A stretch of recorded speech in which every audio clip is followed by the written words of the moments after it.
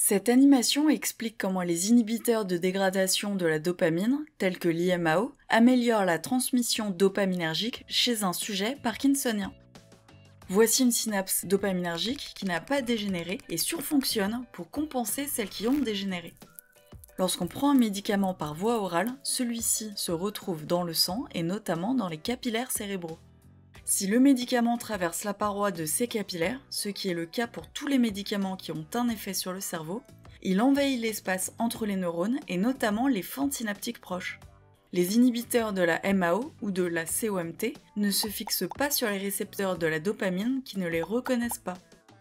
Les IMAO inhibent l'action de la MAO présente dans la fente synaptique à la surface des cellules gliales. Ainsi, les molécules de dopamine présentes dans la fente sont très peu dégradées. De ce fait, elles diffusent aux synapses voisines et se fixent sur certains des récepteurs postsynaptiques de ces synapses. L'action de la dopamine se termine lorsque les molécules de dopamine sont toutes recaptées par la terminaison axonale intacte ou ont diffusé hors des synapses. En conclusion, les IMAO et ICOMT potentialisent les effets de la dopamine endogène.